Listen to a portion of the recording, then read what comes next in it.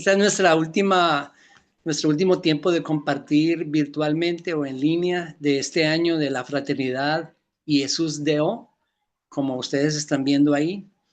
Para los que la mayoría ya saben, pero los que no han escuchado, Jesús Deo significa Jesús está presente. Entonces, sigamos.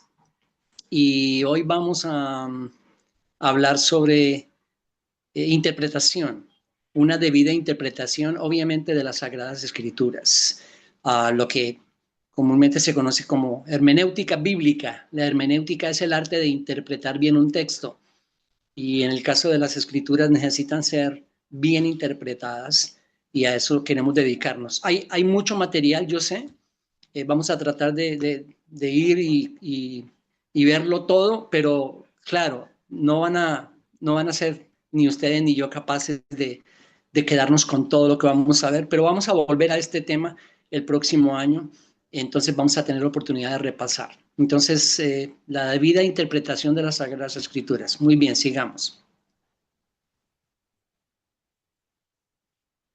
Comencemos por declarar lo siguiente, y espero que todos los que estamos aquí conectados creamos lo que vamos a leer. ¿Y por qué lo digo? Porque hoy en día muchas de las llamadas teologías liberales no creen esto que vamos a leer, y que nosotros sí creemos. Lo que yo creo es que debemos creerlo todos nosotros. Entonces, recordemos estas tres cosas sumamente importantes respecto a las Escrituras. En primer lugar, son inspiradas por Dios. Dios es el autor de todo el contenido de la Biblia. Yo suelo decir que Él es el autor de todo el libro. Es un solo autor, pero usó más de 40 bolígrafos o lapiceros de diferentes tintas, de diferentes estilos. Y estamos hablando obviamente de los escritores. Dios usó 40 o más, o los que hayan sido personas, humanos, que escribieron lo que nosotros tenemos hoy en las escrituras. Pero el autor de toda esa escritura es Dios. Eso es lo que significa que las escrituras son inspiradas. Y repito, muchos hoy en día llamados cristianos, llamados teólogos, no lo creen y así lo enseñan, pero nosotros sí lo creemos. Aparte de ser inspiradas, son infalibles, nunca fallan, permanecen para siempre. Ellas no van a dejar nunca de cumplir su propósito. Entonces, lo que se nos muestra en las escrituras de Dios y de su plan va a ser exactamente cumplido tal y como Dios lo ha determinado. Las escrituras son infalibles, y ahí encuentran ustedes algunos textos que ratifican esto que estamos diciendo. Las escrituras son inspiradas, son infalibles y son inerrantes. Inerrantes. Claro, cuando hablamos de inerrantes, es decir, que no contienen errores. Estamos hablando de los autógrafos originales. ¿Qué es eso de autógrafos originales? Pues los primeros escritos, los que fueron escritos por Pablo, por Pedro o por cualquiera de los autores del Antiguo Testamento. Esos autógrafos originales son inerrantes, no contenían errores. Diferentes versiones después, pasados los siglos, obviamente ha habido errores de transcripción y de traducción, pero creemos que las escrituras son inerrantes en sus autógrafos originales, y que el mensaje de Dios para la humanidad está intacto hasta el día de hoy. Eso es lo que creemos. Entonces, las escrituras son inspiradas, infalibles e inerrantes. Eso es lo que yo creo, lo que creo que todos debemos creer. Sigamos. Ortodoncia es muy conocida hoy en día, porque todo el mundo quiere hacerse hoy tratamientos de ortodoncia. ¿Qué es ortodoncia? Tener los dientes rectos, derechos. Eso es lo que significa la ortodoncia. ¿Por qué? Por la combinación de palabras, ¿no? Orto y doncia. Y lo mismo pasa con la otra palabra que encontramos ahí, que es ortodoxia. Es la misma combinación, la misma raíz.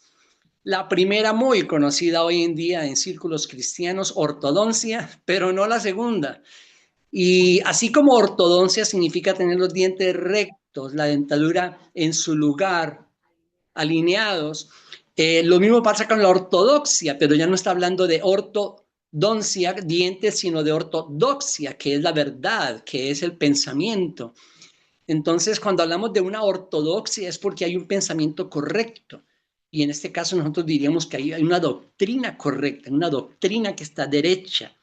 Pero repito, esa palabra no está de moda hoy en día, la palabra ortodoxia, ni siquiera en los círculos donde debiera ser muy importante y relevante, los círculos cristianos.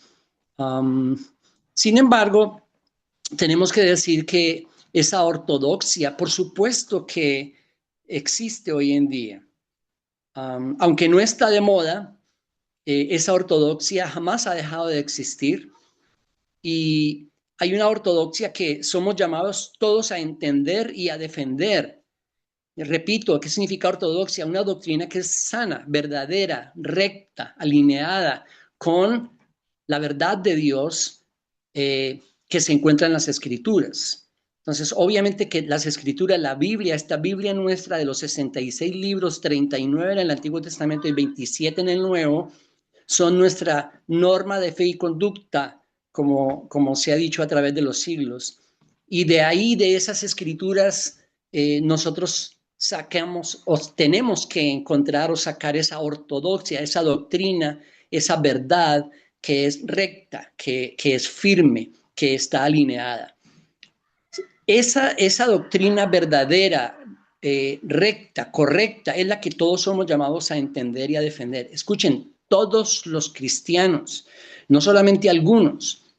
¿Y por qué lo digo? Porque hoy en día es la forma en que pensamos. Hay unos que son llamados a hacer eso, hay unos que son llamados a estudiar mucho y a entender la doctrina y a entender la ortodoxia. Eso no es verdad. Todos somos llamados a entenderla, todos somos llamados a defender esta ortodoxia. Siempre ha estado presente, aunque ha tenido baches en la historia, tiempos donde no ha sido como tan presente o tan visible, pero siempre ha estado presente desde el tiempo de los apóstoles. Y ahorita vamos adelante, vamos a ver lo que dice Pedro al respecto. Pero vayamos a la reforma. Los reformadores, cuando hablamos de la reforma, estamos hablando de Lutero, de Calvino, de Zwinglio, de Melanchthon y de muchos otros. Los reformadores lucharon por regresar a esa ortodoxia, por regresar a la doctrina apostólica, esa doctrina que Jesús les dio a sus apóstoles y los apóstoles se encargaron después por orden de Jesús de enseñarla a los que siguieron después de ellos. Pero a través de los siglos, esa ortodoxia cambió mucho, desapareció, se torció, muchos la torcieron um, y, y, encontramos un tiempo en la historia antes de esa reforma en que existía la iglesia conocida como la Iglesia Católica Romana, que era la Iglesia Universal, y esa doctrina tuvo muchísimos cambios, la doctrina apostólica. Entonces, cuando vino la reforma, ellos lucharon por regresar a la doctrina apostólica, por enderezar la doctrina, por poner esa doctrina en el contexto bíblico.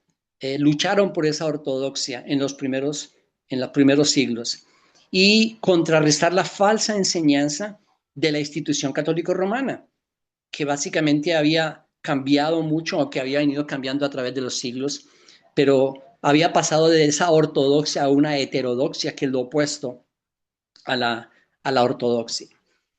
Ahora, ¿por qué es tan importante eso hoy en día? Sencillo, voy a ponerlo muy sencillo. Si no hay una ortodoxia, si no hay una verdadera doctrina que es correcta, que es bíblica, si no existe hoy en día, entonces da lo mismo ser evangélico o mormón o testigo de Jehová o gnóstico o adventista o Jesús solo o cualquier otra cosa, da lo mismo.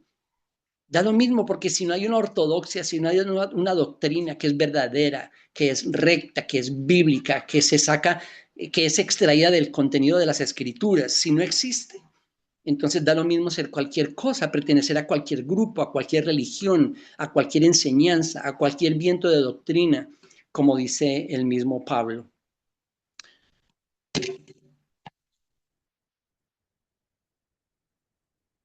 Solo como para, si están interesados, leer un poco ahí, ya lo dije, esa ortodoxia proviene de dos palabras griegas, ortos y y doxa, que se traduce como pensamiento correcto, creencia correcta. Fue a partir de las controversias trinitarias, cristológicas y gnósticas de los primeros 5 siglos que emergió una comprensión ortodoxa y universalmente aceptable del cristianismo. Entonces, la lucha no solamente se dio en la Reforma, ¿no? La lucha viene del tiempo de los apóstoles. Una de las razones principales por las que Juan escribió su evangelio fue para defender esa ortodoxia, defender la divinidad de Cristo que estaba siendo atacada por muchos, diciendo que era un simple hombre que era muy ungido por Dios, y otra cantidad de corrientes que negaban la divinidad de Cristo. Y una de las razones por las que Juan escribió su evangelio fue para defender la ortodoxia de que Cristo es Dios, de que Jesús es Dios y hombre al mismo tiempo. Entonces, iniciaron ahí, pero a partir de eso siempre hubo controversias acerca de Dios trino o de Cristo y de las diferentes doctrinas fundamentales de las Escrituras. Pero en toda esa lucha emergió esa comprensión ortodoxa. Sí hay una verdad que es correcta, que es recta, que está ajustada al contenido de las Escrituras y que universalmente ha sido aceptada.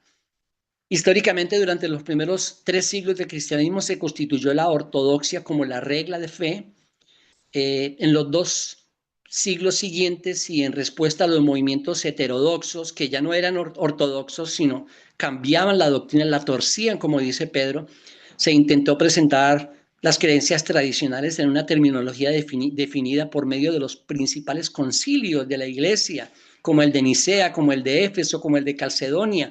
Muy importantes todos esos concilios donde gente que Dios permitía se reunía para defender la fe, para defender la doctrina bíblica, para defender las doctrinas fundamentales de nuestra fe. Se refutó, por ejemplo, el arrianismo, el apolinarismo, el nestorianismo. Todos pueden averiguar después de qué se trataban todas esas doctrinas equivocadas, y se los condenó a todos, ya que el credo de los apóstoles, el credo niceno y el credo atanasio afirmaron las doctrinas ortodoxas respecto a Cristo, la Trinidad y la obra del Espíritu Santo. Entonces es muy importante y todos nosotros somos llamados no solamente a entender esta ortodoxia, pero a defenderla. Y nos ha tocado un tiempo bastante complicado, porque si Pedro dice que en su tiempo estaban torciendo las Escrituras, ¿qué diremos nosotros hoy en día? ¿Qué diremos nosotros hoy en día acerca de la gran infinidad de vertientes y de enseñanzas extrañas, supuestamente bíblicas, pero que de bíblicas no tienen nada? Ahí es donde está la gran dificultad. Necesitamos regresar a esa ortodoxia para defenderla, para proclamar que sí existe, que siempre ha existido, que está presente, que somos llamados a entender y a defenderla. Sigamos. Bien, entonces, cuando hablamos de que esa ortodoxia viene de la Biblia, pues porque nosotros creemos que Dios se reveló a sí mismo, se reveló a sí mismo en una obra literaria. ¿Qué es la Biblia? Un compendio de libros. Eso es lo que la palabra Biblia significa. Un compendio de libros. Repito, nosotros tenemos 66. Dios se reveló a sí mismo en una obra literaria, es decir, Dios se nos reveló a él mismo en un libro, que es lo que nosotros tenemos hoy en día. Un libro compuesto de muchos, sí, pero es un libro. Entonces, Dios se autorreveló en una obra literaria. Él no se reveló en un sueño. Dios no se reveló en una experiencia extrasensorial. Dios se autorreveló en un libro, en una obra literaria, que es la que nosotros tenemos hoy, diariamente leemos y tratamos de entender y comprender. Esa fue la decisión de Dios. Dios se nos autorreveló en una obra literaria. Y esa obra literaria necesita ser comprendida, porque Jesucristo es la revelación completa de Dios para el hombre. Dice 2 Corintios 4:6, ustedes lo pueden leer ahí, pues Dios que dijo, de las tinieblas resplandecerá la luz, es el que ha resplandecido en nuestros corazones para iluminación del conocimiento de la gloria de Dios en el rostro de Cristo, en el rostro de Cristo. Entonces, bueno, Dios se nos reveló en una obra literaria, pero esa obra literaria tiene nombre propio. Toda la Biblia tiene nombre propio. Toda la Biblia expresa una persona, la persona de Cristo Jesús.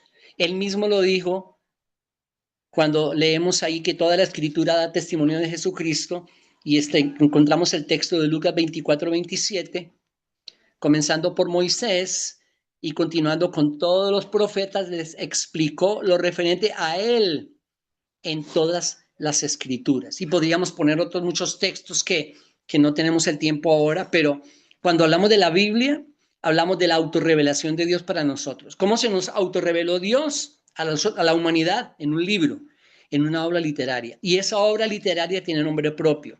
Toda esa Biblia, desde Génesis hasta Apocalipsis, expresa una persona, la persona de Cristo, el Hijo de Dios. El Hijo de Dios. Dios se nos reveló así, esa fue su decisión. Sigamos.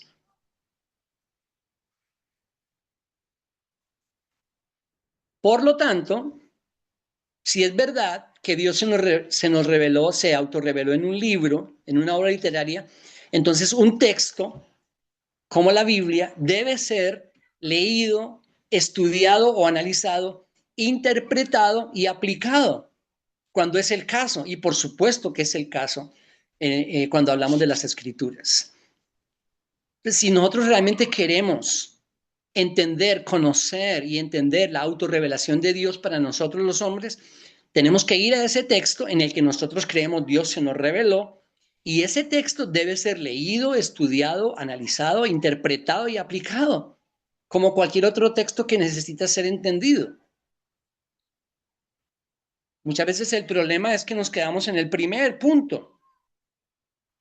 Leemos, pero hay para todo, para la gran mayoría de cristianos. Y bueno, algunos leen más que otros, pero hasta ahí llegamos. Muchos leen.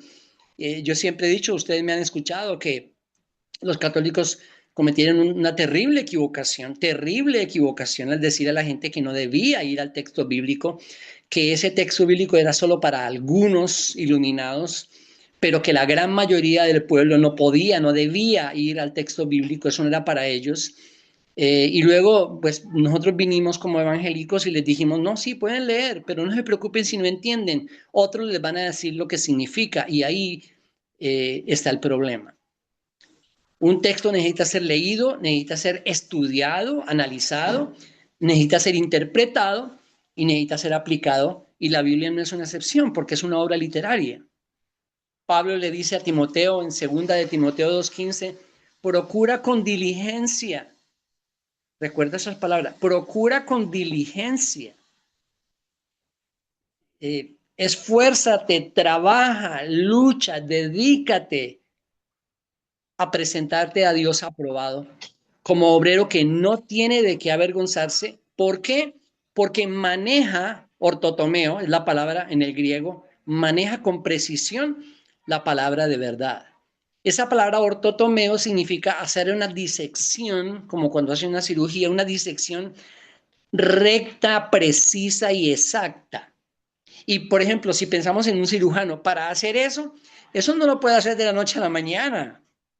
Esa precisión, esa exactitud, ese tacto que necesita para hacer una disección perfecta, recta, necesita muchísimo trabajo, necesita muchísimo estudio, necesita muchísima dedicación y necesita muchísimo tiempo. Y exactamente lo mismo necesitamos nosotros. Necesitamos procurar con diligencia, dedicarnos a leer, entender, analizar, interpretar y aplicar el texto bíblico, porque ahí está para nosotros la persona de Cristo. Yo quiero conocer a Cristo. Necesitas dedicarte con diligencia hasta que vayas creciendo en la capacidad de hacer una disección de esa obra literaria que es la Biblia. Y cuando vamos a mirar el procura con diligencia, la verdad es que muchas veces no nos encontramos en esa tarea. Y la gran mayoría de cristianos no se dedica a eso, no procuran con diligencia. ¿Por qué? Una de las razones es porque fueron enseñados a que no necesitaban hacerlo. Era simplemente escuchar y creer todo lo que les decían. Pero esto no tiene nada que ver con eso. Dios se nos reveló en un texto, ese texto necesita ser leído, estudiado, analizado, interpretado y aplicado, y para eso necesitamos esforzarnos, trabajar, dedicarnos a esforzarnos e ir creciendo en, en experiencia de cómo poder nosotros hacer un buen uso de ese texto bíblico. Sigamos. Bueno, tal vez me faltó decir que cuando hablamos de toda esa tarea es donde muchos no están interesados, ¿no? Dice, ¿cómo así? O sea, para ser cristiano yo necesito dedicarme al estudio, a leer, a interpretar, a analizar el texto bíblico. Oh, eso suena demasiado trabajo. Yo prefiero más bien ir de vez en cuando a algún lugar y escuchar a alguien y creer todo lo que me dice, aunque no entienda si eso es verdad o no, si es bíblico o no. No entiendo, pero le creo por la fe. No sé cuál fe, pero eso es lo que muchos hoy en día no están interesados en hacer esa tarea que la Biblia es muy clara en decirnos que tenemos que hacer. Cuando hablamos de interpretar, interpretar significa explicar o declarar el sentido de algo y principalmente el de un texto. Cuando hablamos de ese sentido, es lo que a mí me gusta llamarlo la línea de pensamiento. Cuando estamos leyendo un autor bíblico, eh, necesitamos dedicarnos con mucho tiempo y esfuerzo a buscar ese sentido de lo que estaba diciendo, esa línea de pensamiento que el autor tenía en las cartas de Pablo, de Pedro, o en los evangelios, o en cualquier otro texto bíblico, qué era lo que el autor quería comunicar, obviamente inspirado por Dios, pero qué era lo que quería comunicar, cuál era esa línea de pensamiento que él traía. Eh, es parte de lo que tenemos que hacer, encontrar ese, y para eso no se adquiere de la noche a la mañana, necesitamos bastante esfuerzo y entrenamiento para poder crecer en hacer una buena interpretación de un texto. Muy bien, entonces supongamos que vamos bien y decimos, bien, ok, entonces sí, la Biblia hay que, no solo hay que cargarla debajo del brazo o tenerla abierta en el Salmo 90 al lado de la puerta para que no se entren los ladrones, sino que hay que leerla, pero no solamente leerla, sino que, hay que estudiarla y hay que meditar en ella y hay que entenderla y hay que interpretarla y aplicarla, todo ese trabajo. Pero ¿de quién es esa responsabilidad? ¿De quién es la responsabilidad de hacer una interpretación bíblica? ¿De quién es la responsabilidad de interpretar la Biblia? Y si somos sinceros en nuestro presente, la gran mayoría de los cristianos, para solamente hablar pues del contexto cristiano, están convencidos que esa no es su responsabilidad. Otros lo están haciendo, otros tienen que hacerlo. Entonces, si les preguntáramos, bueno, pero ¿como quiénes? No, pues los pastores o los teólogos o la gente que va a las universidades, los predicadores, y esa es una de mis dificultades con la academia, que la academia, no lo digo yo, lo dicen otros autores, que le quitó esa responsabilidad al pueblo, al público en donde pertenecía. Pero la verdad es que la responsabilidad de interpretar la Biblia es de todos nosotros, de cada creyente, no de algunos. ¿Todos lo vamos a hacer de la misma forma? No. ¿Todos vamos a llegar al mismo punto? No. La Biblia habla de maestros, la Biblia habla de gente que va a cumplir ese servicio, ese ministerio. No todos vamos a hacerlo en la misma forma, pero de todos es la responsabilidad. Y esos fueron dos de los grandes legados de la Reforma. El principio de la interpretación privada de las Escrituras. Lucharon por eso, lucharon por eso. ¿Por qué? Porque la Iglesia Universal le había quitado ese derecho y esa responsabilidad a los creyentes. Les había dicho, ustedes no tienen que ir a la Biblia, ni siquiera la lean, mucho menos van a interpretarla. Eso no es para ustedes, es para un grupo de nosotros, los iluminados, los Illuminatis, como quieran llamarlos. Y luego los reformadores vinieron para luchar en contra de eso. Dicen, no, cada creyente tiene el derecho de interpretar las escrituras. Y no solamente el derecho, sino la responsabilidad, el principio de la interpretación privada de las escrituras. Lean a Lutero, lean a los demás reformadores, Calvino y muchos otros, van a dar cuenta cómo lucharon por eso. No solamente lucharon, escúchenme, muchos sufrieron prisión, tortura y hasta la muerte por defender estos principios como la interpretación privada de las escrituras y la traducción de la Biblia al lenguaje común del pueblo. Por eso Lutero tradujo la Biblia al alemán y por eso muchos después se dedicaron a luchar porque la Biblia fuera interpretada, traducida a otros idiomas, a otros lenguajes. Entonces ellos creyeron, y yo creo que estaban en lo correcto, que ese derecho y esa responsabilidad de cada creyente de interpretar las escrituras. Una buena parte, dice ahí abajo, una buena parte de la institución cristiana evangélica latinoamericana es en liturgia considerablemente diferente a la católica romana, pero en doctrina deficientemente distinta. Y esa frase es de alguien que se llama Martiniano de Piedecuesta, se llamó. Una buena parte de la,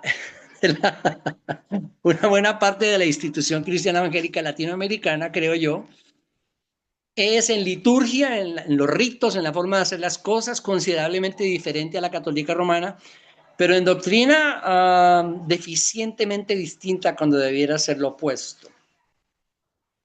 La responsabilidad es de todos y así debemos nosotros, no solamente creerlo, los que estamos aquí, sino enseñarlo.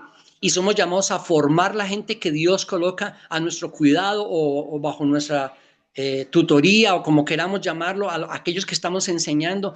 Somos llamados a enseñarles que es responsabilidad de ellos hacer una sana interpretación. Claro, estamos ahí para ayudarles, para enseñarles, para caminar con ellos, pero no están ahí para venir a escucharnos a nosotros decir cuál es la interpretación de los textos. Están ahí para que nosotros juntos podamos crecer en que todos interpretemos los textos bíblicos y crezcamos en saber cómo hacerlo. Sigamos. Entonces, claro, alguien dirá, uy, un momentito, ¿cómo así que los reformadores lucharon por una interpretación privada de las escrituras cuando Pedro dice que la Biblia no es para ser interpretada de forma privada? No estamos hablando de cosas diferentes. Y cuando Pedro dice en 2 de Pedro 3, por tanto, amados, puesto que ustedes aguardan estas cosas, procuren con diligencia. ¿Se acuerdan de esas dos palabras? Procuren con diligencia. ¿Quién las usó? Pablo, en Timoteo, 2 Timoteo 2:15. Aquí están también. Procuren con diligencia ser hallados por él en paz, sin mancha e irreprensibles. Consideren la paciencia de nuestro Señor como salvación, tal como les escribió también nuestro amado hermano Pablo, según la sabiduría que le fue dada. Asimismo, en todas sus cartas habla en ellas de esto, en las cuales hay algunas cosas difíciles de entender que los ignorantes e inestables tuercen. Oh, ya estaban torciendo las escrituras en el tiempo de Pedro. Por supuesto que lo estaban haciendo y hoy en día ni se diga, como también tuercen el resto de las escrituras para su propia perdición. Por tanto, amados, sabiendo esto de antemano, estén en guardia, no sea que arrastrados por el error de hombres libertinos caigan de su firmeza. Antes bien crezcan en la gracia y el conocimiento de nuestro Señor y Salvador Jesucristo. A Él sea la gloria ahora y hasta el día de la eternidad. Estamos llenos de interpretaciones torcidas, sesgadas, con intereses personales de las Escrituras. La mala interpretación de las Escrituras la enfrentaron los mismos apóstoles. Y aquí en 2 de Pedro vemos que ellos ya estaban enfrentando el problema de que estaban torciendo las Escrituras, torciendo las enseñanzas apostólicas y que ellos ya consideraban un grupo de escritos como escrituras, tenían un canon, pero estaban enfrentando el problema de la heterodoxia. Hermanos, si ellos lo estaban enfrentando en ese tiempo, nosotros estamos en serios aprietos hoy en día. Estamos llenos de interpretaciones torcidas, equivocadas, todas, por supuesto, en el supuesto marco bíblico de sana enseñanza, que no lo es para nada. Ahora sí, entonces, a la que sigue, Lore, por favor, y la siguiente. Aquí, Sproul lo dice de una forma para mí muy clara. Estamos hablando de dos cosas cuando decimos que los reformadores lucharon por la interpretación privada de las escrituras. Entonces, miren lo que dice Sproul. El subjetivismo ha sido el gran peligro de la interpretación privada. Sin embargo, el principio de interpretación privada no significa que el pueblo de Dios tiene derecho a interpretar la Biblia como se le antoje. No, eso no. El derecho a interpretar las escrituras va junto con la responsabilidad para interpretarla correctamente. Ahí está la diferencia. No es que cuando Pedro dice que la Biblia no es de interpretación privada, esté diciendo que nosotros no tenemos derecho a interpretarla. No, tenemos derecho todos y responsabilidad a interpretarla. Lo que no podemos hacer, como dice Sproul, es hacer una interpretación a nuestro antojo. Ese derecho va acompañado de una responsabilidad para interpretarla correctamente. Los creyentes tienen la libertad para descubrir las verdades de las Escrituras, pero no están libres para fabricar sus propias verdades. Los creyentes han sido llamados para entender los principios válidos de interpretación y para evitar el peligro del subjetivismo. Siguiente. Muy bien. Supongamos que algunos dicen, oh, bueno, ok, yo estoy interesado, entonces pues eso suena a mucho trabajo, eso suena a bastante lectura y estudio y yo no he sido muy bueno para eso, etcétera. Lo cual no nos exime, ninguna excusa nos exime de esta responsabilidad que tenemos todos como creyentes si en verdad somos creyentes. Es nuestra responsabilidad interpretarlo. Y necesitamos aprender cómo hacerlo de una buena forma. Eso sí, necesitamos nosotros crecer en ese conocimiento y enseñar a las personas que Dios coloca a nuestro cuidado cómo pueden hacer una buena interpretación de un texto bíblico. Cómo pueden hacer una sana interpretación de un texto bíblico.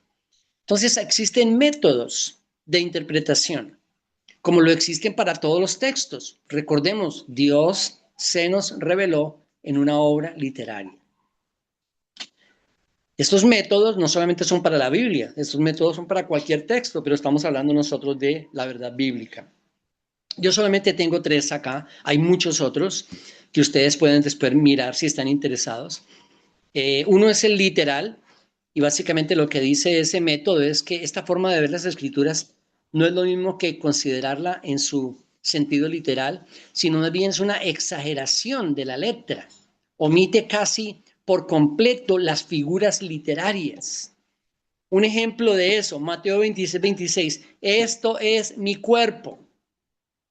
Y ahí están todavía millones en el mundo convencidos de que a la hora de que se comen la hostia o esa oblea, ese es el cuerpo de Cristo, basados en que, pues la mayoría no creo que ni lo entienda, pero los que enseñan eso basados en una interpretación literal mal hecha de un texto como Mateo 26. Entonces, esta interpretación literal, el método literal de interpretación bíblica ha sido muy usado en diferentes tiempos de la historia, pero no es un buen método para interpretar la Biblia. El otro es el alegórico. Yo voy a hablar por mí, pero yo creo que muchos de los que me están escuchando hoy se identifican conmigo. Algunos porque son de la misma edad, pero otros pues porque hemos participado en más o menos los mismos contextos. Pero yo he tenido, por ejemplo, en mi formación a través de muchos años, muy poquito de formación de método literal, pero mucho de alegórico, por años me fue enseñado que la interpretación correcta de la Biblia era una interpretación alegórica. Y pues éramos felices nosotros haciendo alegoría, inventándonos cualquier cantidad de cosas respecto a los textos bíblicos. ¿Qué significa eso? El método alegórico busca en el texto bíblico un sentido más profundo y oculto, más allá del sentido obvio o literal del texto. Por eso asigna a personajes, objetos, eventos y otros detalles un significado espiritual que no está relacionado con el significado literal del autor original. Entonces, es el opuesto al literal, ¿no? El literal es una exageración de la letra y este es más bien cada que se acerca al texto bíblico dicen, no, no, no, eso no, lo que dice ahí no puede ser, tiene que haber algo más allá. Tiene que haber un significado oculto, misterioso en lo que dice el texto. Déjenme darles un ejemplo alegórico, pensando o hablando de la parábola del buen samaritano. Espero que todos conozcan la parábola porque no la voy a decir ahorita. Entonces miren la explicación. La víctima fue Adán. Jerusalén es la Jerusalén celestial. Jericó es la luna. Los ladrones son el diablo y sus ángeles, los ángeles caídos. El despojamiento del hombre es su pérdida de inmortalidad. El vendar sus heridas es la restricción del pecado y el lugar de alojamiento es la iglesia. Esa es una interpretación bastante alegórica de la parábola del buen samaritano. Y esa es de Agustín de Hipona.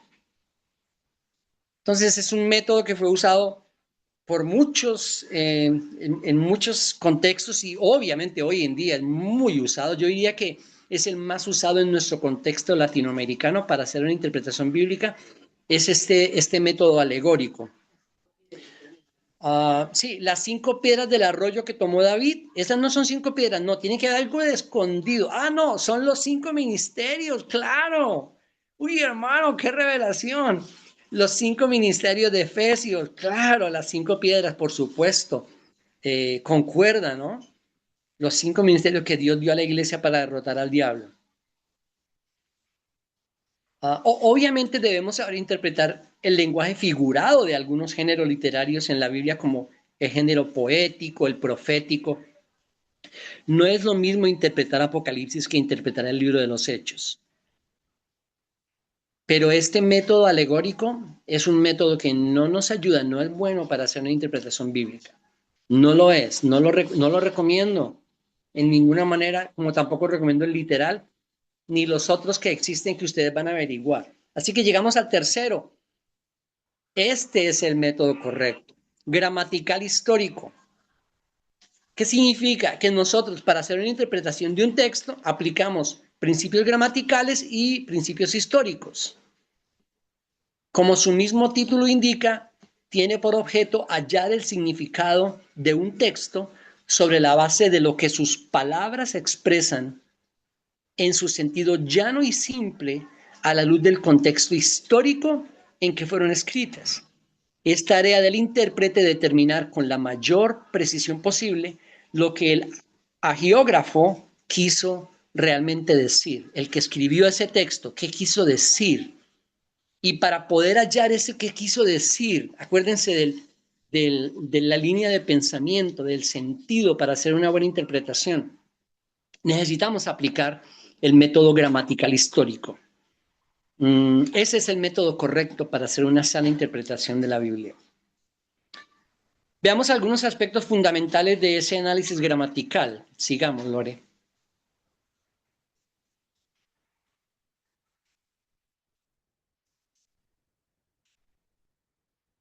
Bueno, estas son algunas.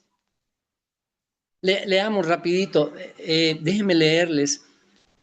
Respecto al método gramatical, cuando los reformadores se separaron de Roma, fijaron su posición de que la Biblia era la autoridad suprema de la Iglesia, que es lo que se conoce como sola escritura.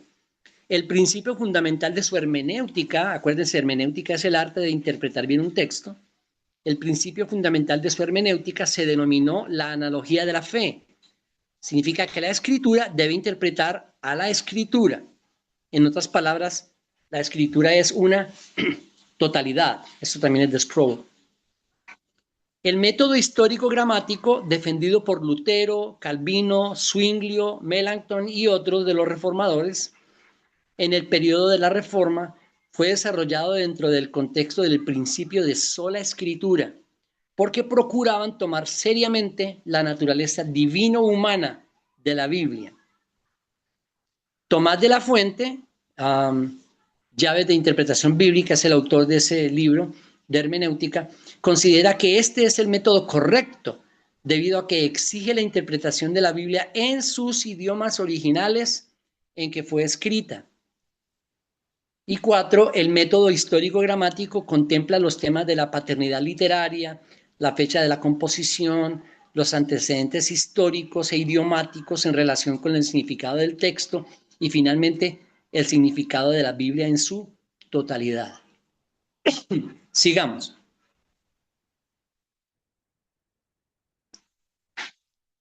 Estos son algunos aspectos importantes de ese análisis gramático del texto, que nosotros, yo sé que en un principio, obviamente esto suena demasiado complicado, demasiado complejo, y decir, hay que hacer todo eso para... Por supuesto que hay que hacerlo, pero estamos poco a poco creciendo en el uso de todas estas herramientas, porque perseguimos lo que Pablo le dijo a Timoteo, y es ser cada vez más capaces de hacer una correcta disección, interpretación del texto bíblico. Entonces necesitamos hacer un análisis gramatical del texto. Y algunos de los aspectos importantes de eso es el contexto rige, que significa que no podemos hacer una interpretación de un texto sin su contexto. Necesitamos palabras e ideas claves en un texto, encontrarlas que nos van a ayudar a interpretarlo correctamente. Necesitamos ir a los idiomas originales. Necesitamos buscar pasajes paralelos. Necesitamos entender qué género literario estamos tratando de interpretar. Repito, no es lo mismo interpretar el libro de Daniel que interpretar Proverbios. Y necesitamos entender que la Biblia está llena de figuras literarias. Figuras literarias. Esos son algunos aspectos muy importantes. Vamos con el primero.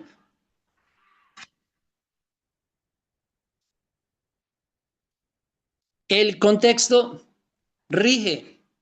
El contexto rige. No podemos hacer una interpretación de un texto sin su contexto. Les tengo un ejemplo muy conocido, la guerra espiritual, que nosotros estamos llenos de guerra espiritual por doquier en nuestro contexto latinoamericano.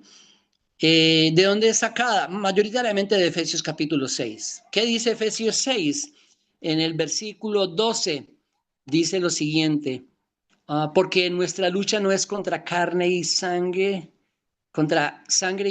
sino contra principados, contra potestades, contra los poderes de este mundo de tinieblas, contra las fuerzas espirituales de maldad en las regiones celestes. Efesios 6:12. Se encuentra ese texto, ese versículo, y dice, ¿qué es todo eso? ¿De qué está hablando Pablo? ¿Cómo interpretar eso? ¿Cómo entenderlo? Claro, nos está diciendo que tenemos una lucha, una guerra, y que esa guerra es contra todos esos animales que nombra ahí, los principados, las potestades espirituales, las fuerzas de maldad, de tinieblas de este mundo. Tenemos una guerra contra ellos y nace la guerra espiritual y comenzamos a inventar diferentes métodos, cómo vencerlos, cómo pisarlos, cómo atarlos, cómo amarrarlos, cómo ellos también nos dan, nosotros les damos, nace toda la guerra espiritual. Tan sencillo sería tratar de entender un texto como ese en su contexto, que es el mismo libro en el que lo encontramos.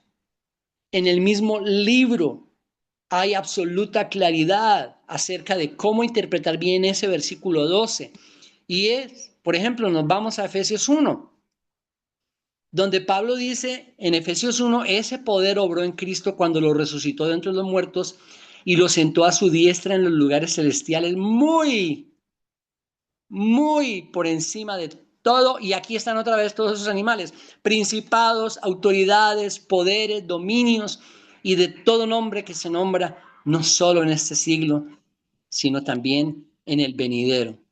Todo lo sometió bajo sus pies y a él lo dio por cabeza sobre todas las cosas a la iglesia, la cual es su cuerpo, la plenitud de aquel que lo llena todo en todo.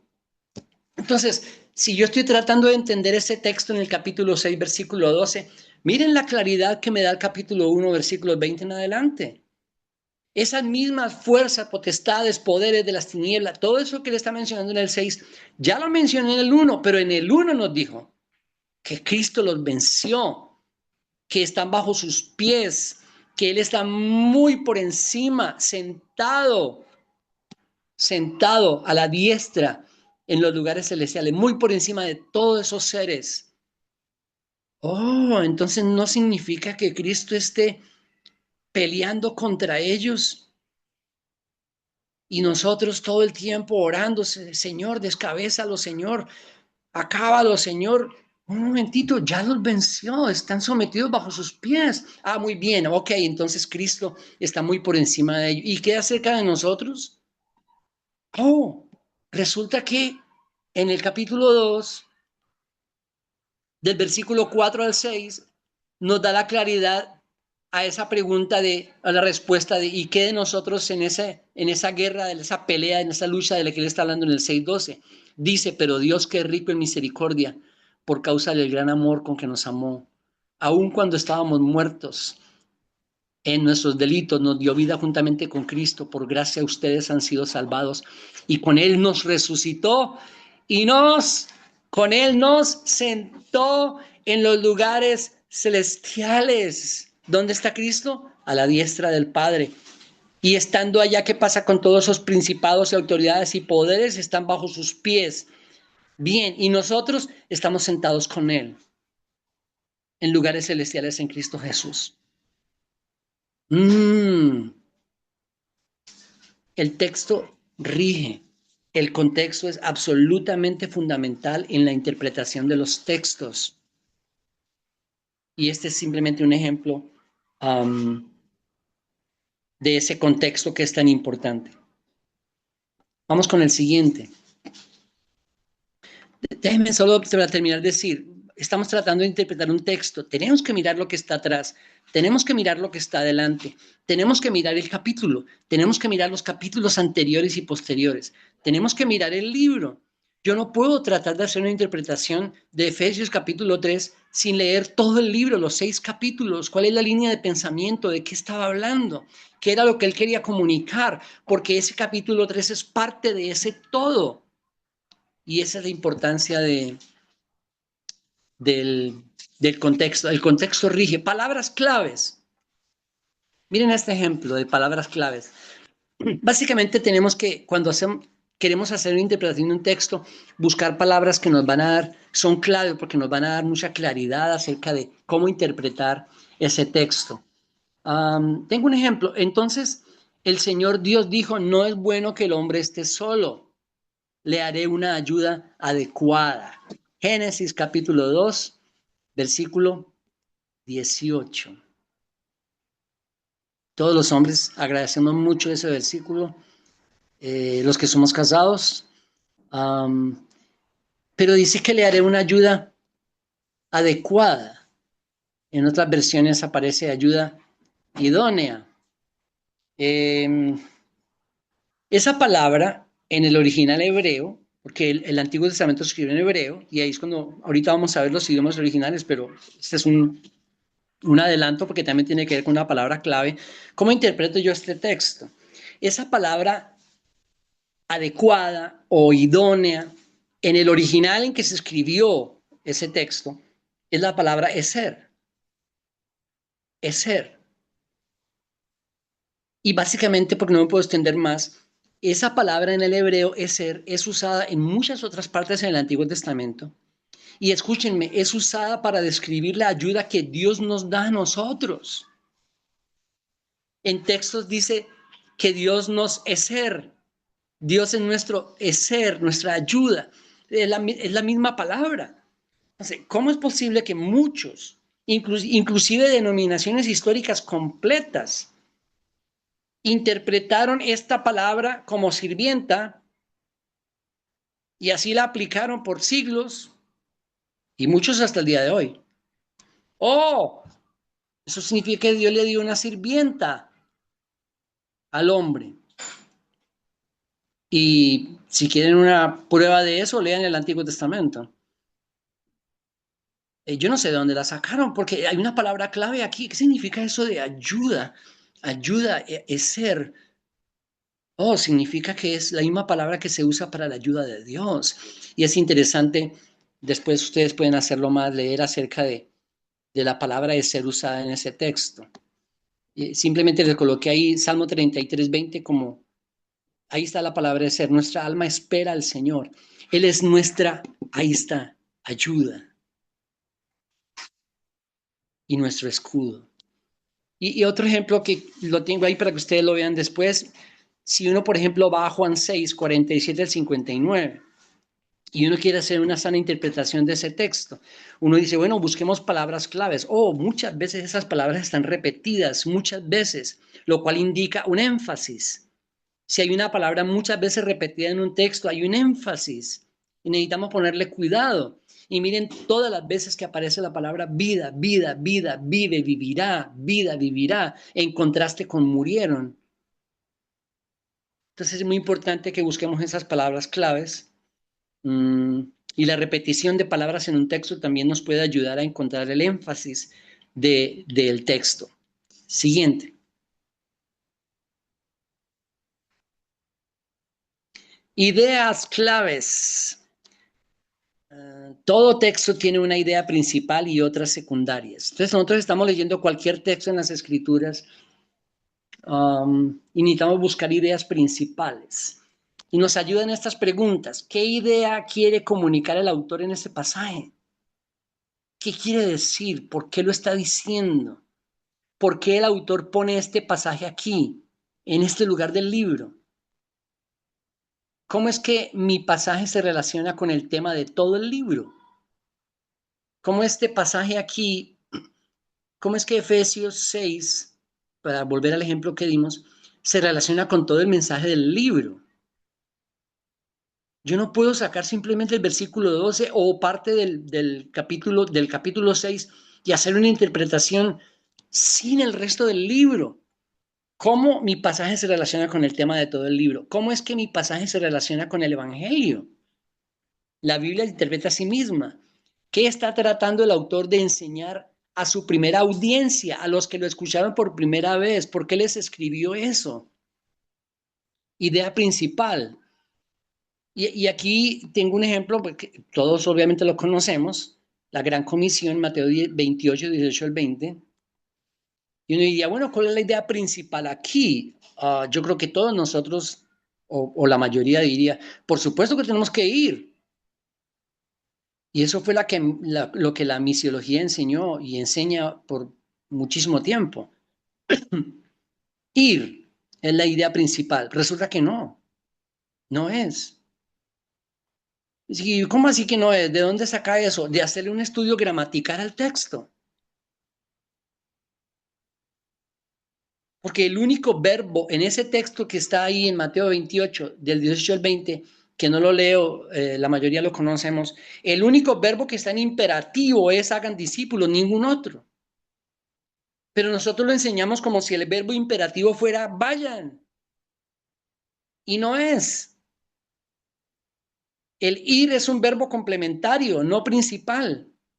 El verbo imperativo, el único imperativo en este texto es hagan discípulos. Los demás son complementarios. Y no puedo entrar ahorita, no podemos entrar en hacer un estudio, pero si están de acuerdo conmigo, creo que casi siempre que escuchamos la Gran Comisión, escuchamos que la idea principal aquí, el verbo imperativo, era ir, pero no lo es. Y eso le cambia mucho la interpretación al texto, el sentido. Y por eso es muy importante buscar esas ideas claves. Vamos con el siguiente. Idiomas originales. El Antiguo Testamento fue escrito principalmente en hebreo y algunas partes en arameo, y el Nuevo Testamento fue escrito en griego, koineo o el griego popular. Ese griego ya desapareció. Um, Lutero dijo, si las lenguas no me hubieran convencido del verdadero significado de la palabra, Podría haber seguido siendo un monje encadenado dedicado a predicar tranquilamente a los errores romanos en la oscuridad de un claustro. El Papa, los sofistas y su imperio anticristiano habrían permanecido inamovibles. La autoridad de las Escrituras es sin duda una de las razones por las que los cristianos se preocupan por las diferencias en los manuscritos, pero eso no significa que las diferencias invaliden la autoridad de las Escrituras, en ninguna manera. Pero sí necesitamos ir a los idiomas originales. No necesariamente tenemos que aprender los idiomas originales o ser expertos en hebreo y en griego, pero si hablamos de nuestro presente, sí tenemos que usar todas las herramientas disponibles para un buen entendimiento de los textos en su idioma original. Hoy en día tenemos concordancias, comentarios, léxicos, versiones interlineales, etcétera, etcétera.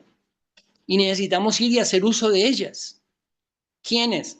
Los pastores. No, todos, todos. Trabajo, sí, claro, pero es nuestra responsabilidad. Creo que es el llamado que todos tenemos como cristianos. Muchas veces el ir a los idiomas originales nos va a ayudar a entender el verdadero sentido de un texto. El otro ejemplo, de alguna parte sacamos que cuando la Biblia en el Nuevo Testamento hablaba de arrepentimiento, hablaba de llorar y de lamentarse, y no tiene nada que ver. La metanoia, que es la palabra que se usa en el Nuevo Testamento para arrepentimiento, no tiene nada que ver con lloriqueos ni con ningún otro tipo de lamentos. Tiene que ver con un cambio de pensamiento que es muy diferente. Cada vez que tú lees arrepentimiento en el Nuevo Testamento, estás leyendo metanoia. Entonces ya no podemos pensar en gritos y lamentos y golpes de pecho, no significa eso. Y la importancia de ir a los idiomas originales está ahí y en todos los textos. Siguiente. Oh, pasajes paralelos.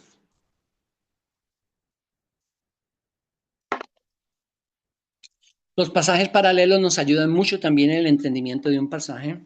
Hay muchos ejemplos, pero tengo uno básicamente que es el Sermón del Monte y las Bienaventuranzas.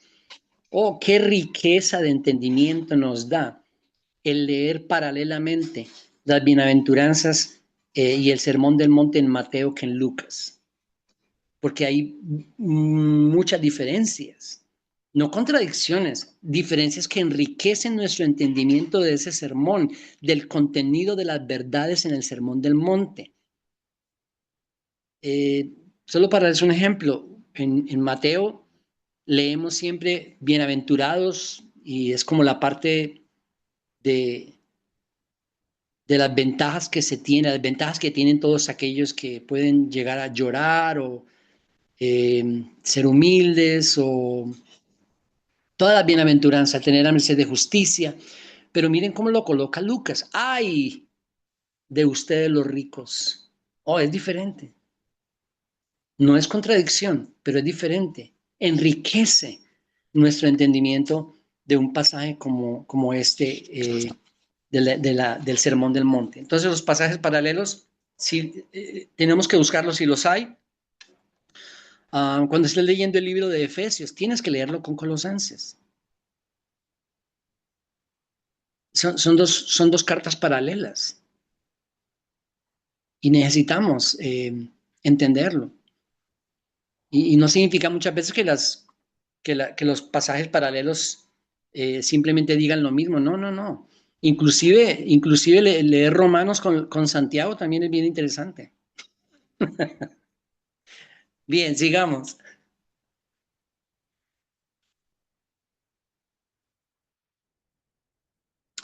Géneros literarios.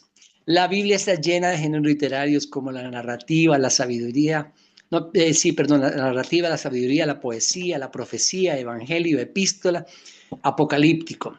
No todos, obviamente, son iguales. No todos se estudian de la misma manera. No todos se analizan igual. No todos se interpretan igual. Necesitamos entender que, por ejemplo, el libro de Génesis y el libro de los Hechos son narrativas. Proverbios, Eclesiastés son sabiduría. Literatura sapiensal, que Salmos, Cantar de los Cantares son poesía, que todos los profetas son profecía, los evangelios, las cartas, las epístolas, son diferentes géneros y deben ser tenidos en cuenta. No se pueden interpretar de la misma manera. Y necesitamos crecer en un entendimiento, por lo menos pensar en eso. Un momentito, estoy leyendo esto. ¿Qué género es esto? Ah, estoy en Proverbios. Esto es sabiduría. Esto es sabiduría. No puedo tratar de entenderlo igual que si estoy leyendo la epístola a los filipenses. Entonces, el género literario muy importante. Sigamos. La Biblia está llena de figuras literarias.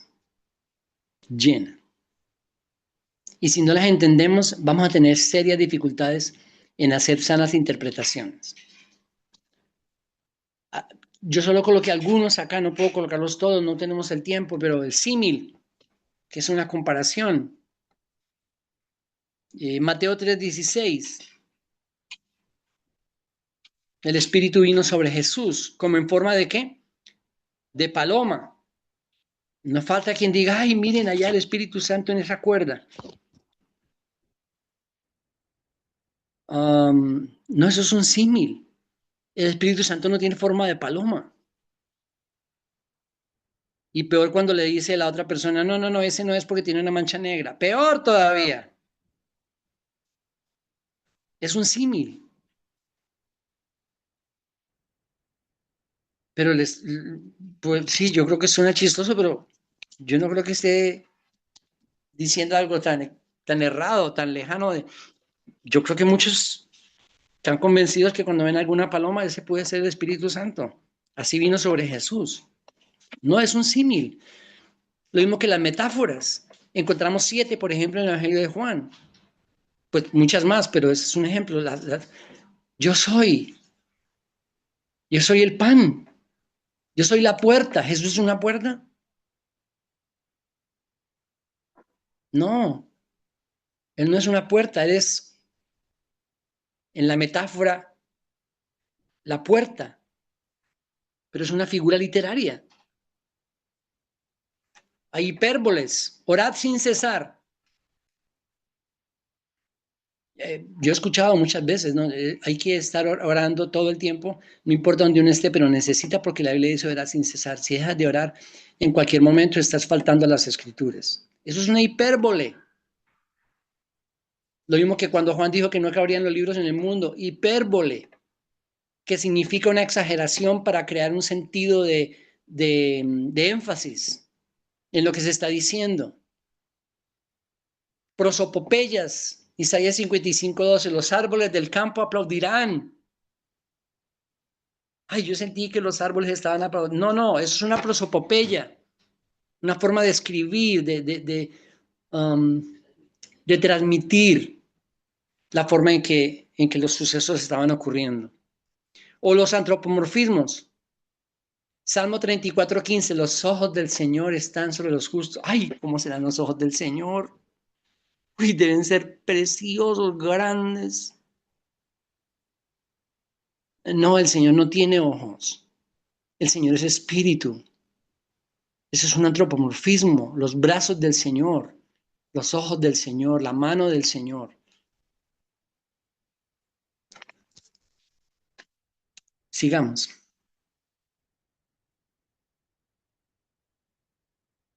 Y llegamos a la segunda parte de nuestro método gramático histórico y repito, vamos a regresar el próximo año en otras oportunidades que Dios nos ayude a seguir analizando todo esto y aprendiendo juntos. Pero aparte de todo ese estudio gramatical que le tenemos que hacer al texto, todo lo que acabamos de decir era el estudio gramatical, el acercamiento gramatical al texto. Pero también tenemos que hacer un análisis histórico.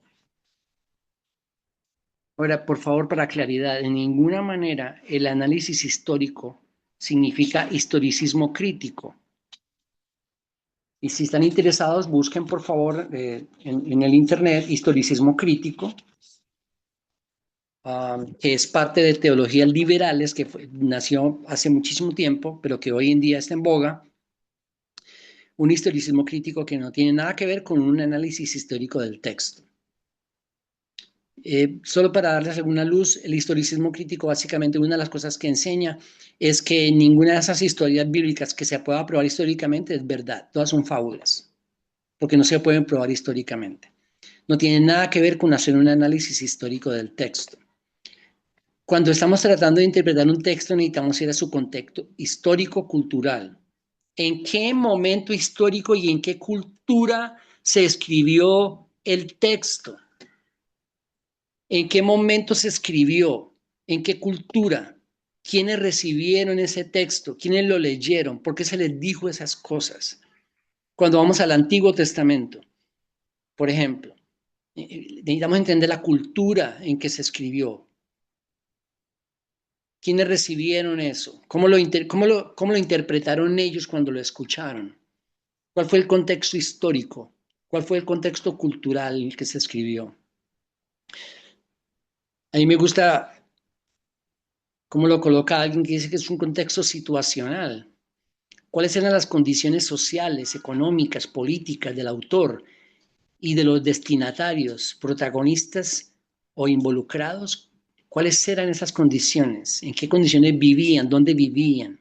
¿Cuál era su forma de vida? Las condiciones sociales, políticas, económicas. ¿Cuáles eran las condiciones? Cuando uno, por ejemplo, va a Éxodo y uno comienza a leer el comportamiento de ese pueblo en el desierto, muchas de las actitudes que ellos tuvieron venían de su contexto en Egipto, de su crecimiento allá en ese contexto en Egipto. Y es muy importante entenderlo. ¿Cuáles eran esas condiciones? ¿Qué situaciones o circunstancias específicas aborda el autor? La Biblia es más que un registro histórico. ¿Quién? ¿A quién? ¿Qué se dijo? ¿Por qué se dijo? ¿Qué se esperaba de lo que se dijo? El exégeta, que es el intérprete, el que está estudiando las escrituras, el exégeta deberá formularse estas preguntas al texto, indagando a través de ellas las categorías culturales, el autor implícito, los destinatarios, el contexto literario en el que fue escrito, el lugar en que se desarrolla el relato, la época o la situación histórica que le da origen, con el fin de reconocer el mensaje teológico de un texto a partir de los elementos históricos y así evitar una lectura fundamentalista, anacrónica o etnocéntrica que imponga un mensaje acomodado, sesgado y por lo tanto para mí equivocado. Entonces, termino con estos dos ejemplos. Todavía grandes denominaciones llamadas cristianas que conocemos nosotros como gracias Lore, ay señor, se me fue la palabra, apegadas a la ley. ¿Legalistas? Legalista, gracias Lorena. Son demasiadas palabras en un solo mensaje. Legalistas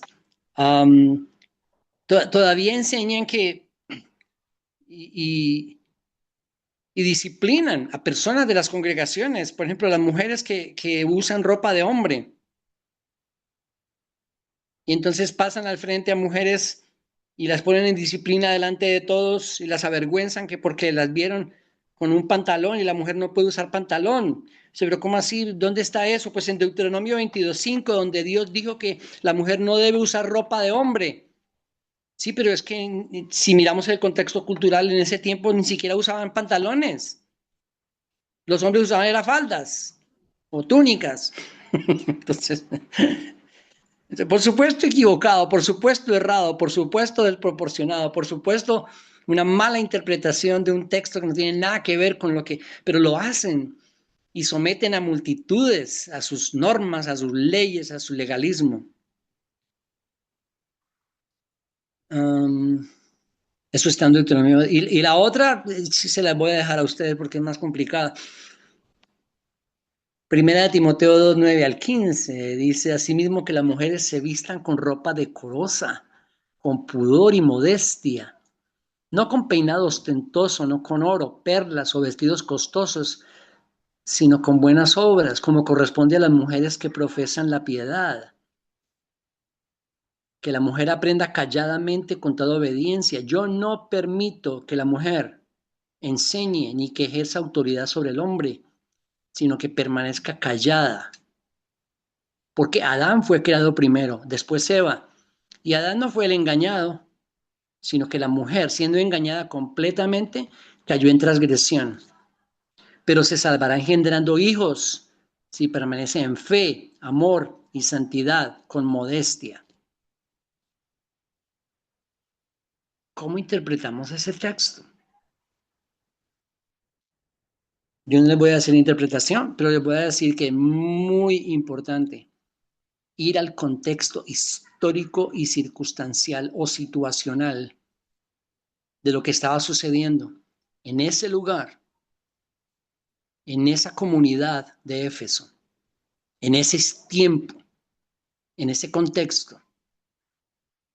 Y ahí podemos encontrar mucha luz acerca de por qué él dijo lo que está diciendo y cómo poder aplicarlo si debemos en nuestros días. Hermanos,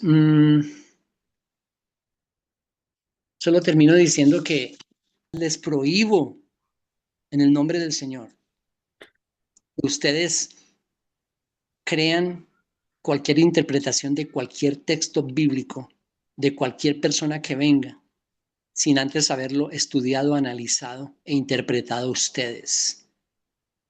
Y es posible con la ayuda de otros. Y que así enseñen a aquellos que Dios está colocando bajo su cuidado. Amén. Gracias, hermanos.